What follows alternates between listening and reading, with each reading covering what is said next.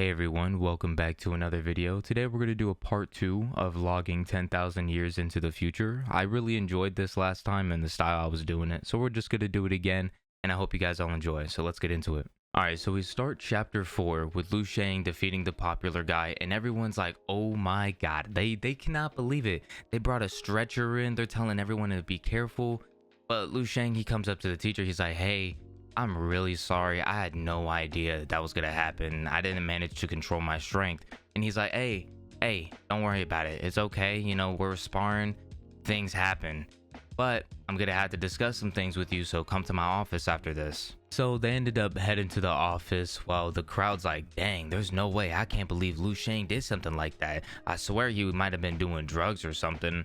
And Lu Sheng's friend actually like looks at him, and it's like a overpowering shadow, like kind of like Lu Sheng is like gaining distance on him, and he's like, Lu Sheng, where you going, my boy? So Lu Sheng and the teacher ends up going into the office, and the teacher's kind of like, hey, everyone has their own secrets, but you are supposed to have a 0.8 health status, so what's going on? Of course, Lu Sheng, he was like, hey, that figures. That was from the last assessment. And the teacher's like, what do you talk about? Did you do some drug to increase your vitality? What's going on? And he's like, whoa, drugs? I swear I've never done such a thing, man. You gotta relax. He's like, okay, if that's the case, I want you to put your hand on this little crystal ball, and we're gonna test your vital status one more time.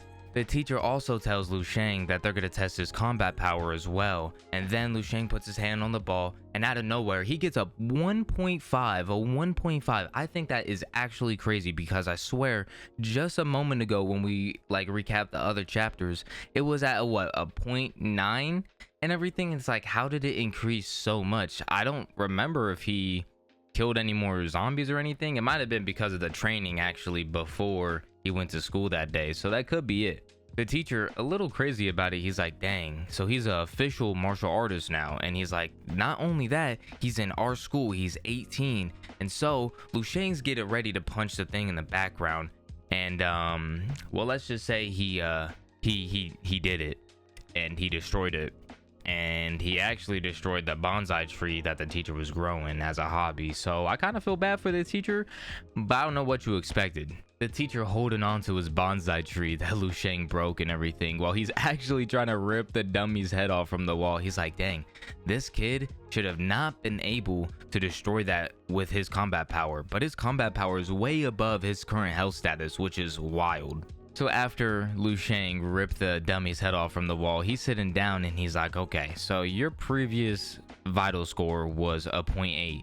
How long ago was that last assess? He was like, I don't know, about like half a month ago. The teacher is literally dumbfounded. He's like, there is no way. You must be from a noble clan or from a wealthy family, or you even have a lineage of grandmasters. And Lu Sheng's like, dude, no, I'm just from an ordinary family. Like, what are you talking about? Lu Sheng then says that it's a secret, the reason why his health status rapidly increased. And again, the teacher is completely dazed. He has no idea why this could have happened. He's like, he almost doubled his vitality in just 1 month.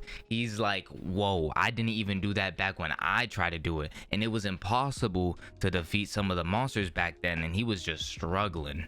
He's like, the only people I know are those people that have unfathomable strength, and they're monsters in their own right. The teacher then sighs and everything, and it's like, dang, I feel bad for him, because like all his life he's trying to do this, and then he gets outpaced by a kid. But hey, that's what happens, right? Life is life.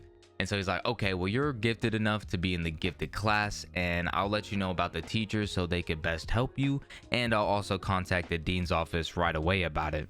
Lu Sheng looks a little shocked, because he's like, okay, dang, I didn't expect this. But he's like, thank you for your consideration, but the current class I'm in right now suits me pretty well, and I could also advance faster when he's in his dreams than in class anyway. But the teacher's like, whoa, that's not gonna do. It's like, this school will definitely support you the best they can.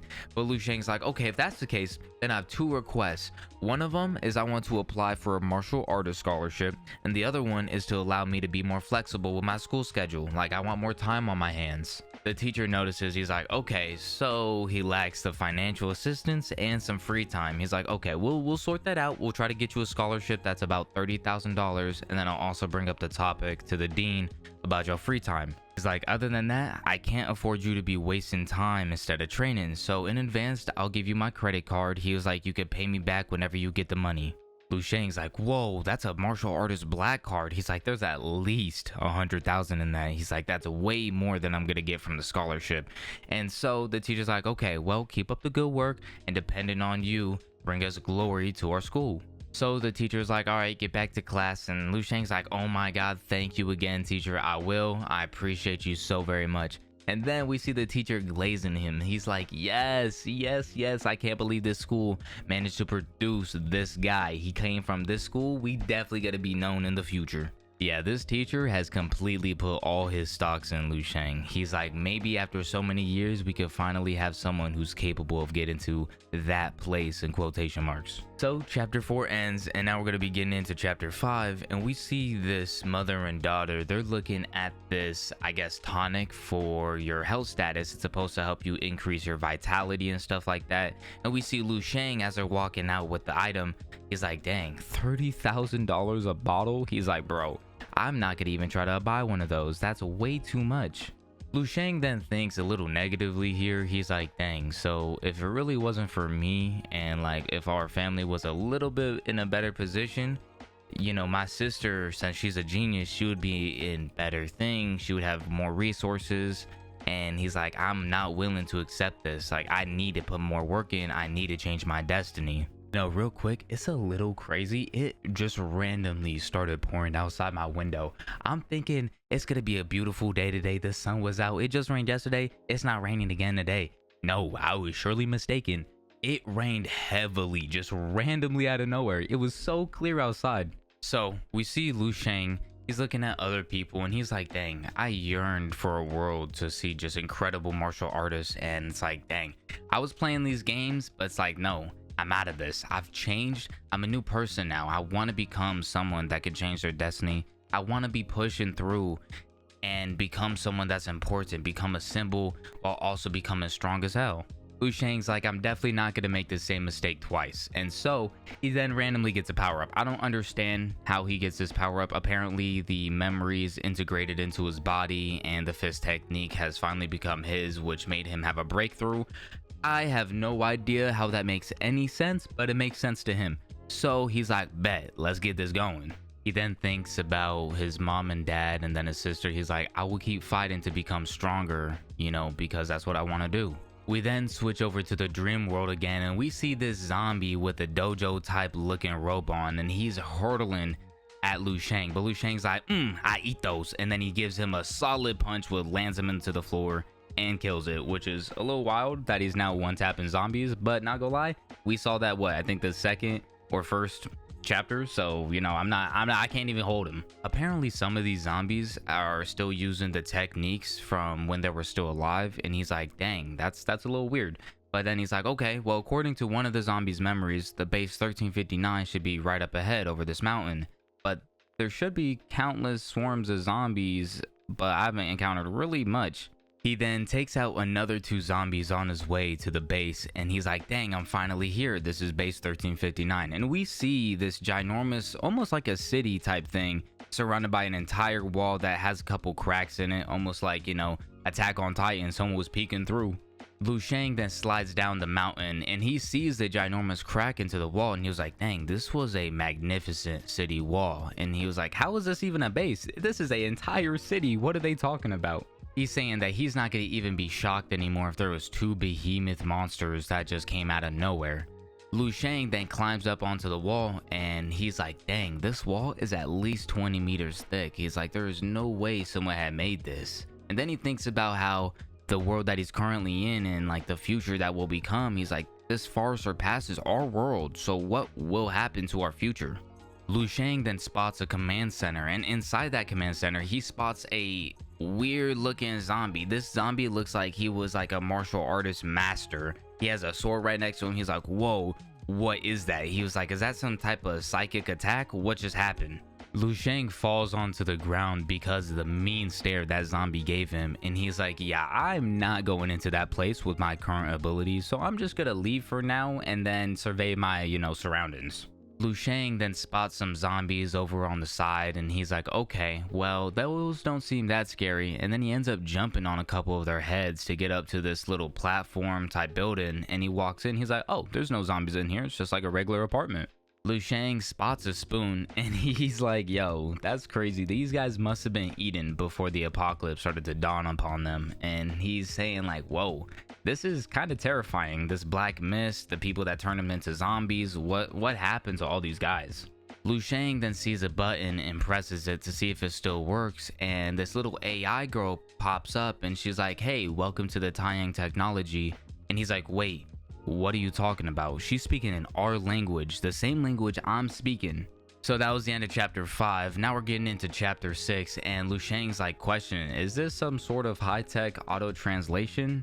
So this AI ends up giving him some information about herself, and her name is Ellie. So she's a built-in auxiliary artificial intelligence of the 16th generation, and she's currently in charge of operating all the network systems and management of this current base. Lu Sheng's a little confused. He's like, okay, so this is pretty much futuristic technology. And he's like, okay, well, can you at least give me the latest news? And she's like, sure, I'll be happy to do that.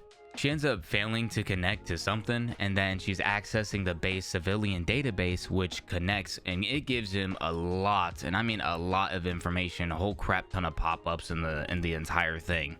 Lu Sheng then sees like an article about how there was a rank 10 martial artist, and he was like, okay, so it's the same ranking system of our current world, and he can't really begin to imagine the heights of their martial artist achievements. Lu Sheng then sees like a video pop up of the world and how the monsters ended up breaking through, and he was like, this world's martial arts and technology have both reached truly unimaginable heights.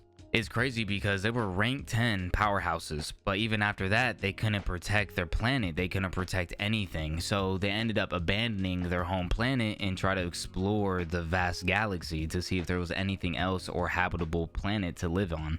Lu Sheng then sees a report about humanity just falling, even after the fact they decided to go out and try to find any other habitable planet to live on. There was no good news coming back. So he's like, dang, that's a shame.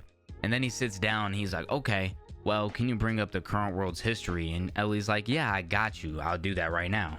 Lu Sheng, with a sad type of look, he's like, dang, it's like, I could definitely learn something from their experience, and hopefully the same fate doesn't fall upon us. And then he sees information about the current world that he's living in right now. He's like, wait, this is our current world's history. What's going on? They end up using the same language, the same martial arts, the same rankings, everything, but it wasn't the destruction of another world. This was the future of 10,000 years later. Lu Sheng's like, okay, maybe this might be a coincidence, but it probably won't be. So then he asks Ellie, hey, can you search up information about a specific person? And then he searched up information about himself, and he's like, okay, that's really me. He only lived up to be 28 years old. On top of that, he's just a regular civilian. Lu Sheng then questions if she could search up another person, and she's like, hey, I can't do that person because it's, a martial artist, so I'm gonna need a blood sample of that user to register them specifically. He questions Ellie of how he's able to even do that. Is there like a syringe installed or something? But then Ellie quite literally just takes a nibble on his fingertip, and he's like, oh, he started blushing a little bit. He's kind of crazy. She's like, okay, the blood sample is now collected, and she's starting to analyze. And Lu Sheng, he's like, oh my god, so that's how they do that in the future? Like with a little blushy. And Ellie then randomly starts like glitching out almost, and Lu Sheng's like, what's wrong? Well, apparently the blood that Lu Sheng gave her is like connected to this thing called fire seed, and it got initiated, and like Lu Sheng's like, wait, fire seed, what is that? Does it have anything to do with abandoning Earth in the search for a new planet? She then gives him a pop-up of himself in the future, and apparently he lived up to being year like 325 when he was born in 297, and he was a martial artist of a level 4, and he has the perm access of 2. And Lu Sheng's questioning, he's like, dang, why do I look so different? Lu Sheng then gets some information about his future and him graduating, him being in, the military, then dying in the Southern War Zone. And he's like, damn, I died at age 37 and I was unmarried? Like, that's weak as hell. He questions the future because he's like, okay, so was this because I became stronger? That's why my future changed? Because everything before I was 18 is exactly the same. There's even records of him suddenly gaining strength, but his historical rating is only a 2 star, so they can't really be considered a genius yet. He says that there's legends that could leave a mark in history, but there's no more than a handful. But however, the data here isn't perfect. The future can change, so as long as he keeps going, keeps building stronger, keeps doing it day by day, he could change the future. He says that he is definitely going to surpass the results that he currently sees on that screen. He was like, how can I, Lu Sheng, only be ranked 23 in the city? He's like, I should be in the national rankings. He's thinking about his name becoming someone that everyone knows, and his future will surely amount to more than what he saw. He could change his future by growing stronger. He says that he will be the one to avert the impending destruction of this world by him. He will turn it all around and save everyone, and he will be the light to blaze through humanity. Alright everyone, that wraps up chapter 6. That was 4 through 6. You guys go check it out. It's called Logging 10,000 Years into the Future. Again, it's a great manhwa that I've been reading. I'm enjoying it a lot so far, and hopefully you guys enjoy it too. Leave your comments down below if you want more. Leave a like on the video. It means a lot. It shows me your interest. And yeah, without further ado guys, you guys have a blessed day. Have a good rest of your day. And yeah, peace out.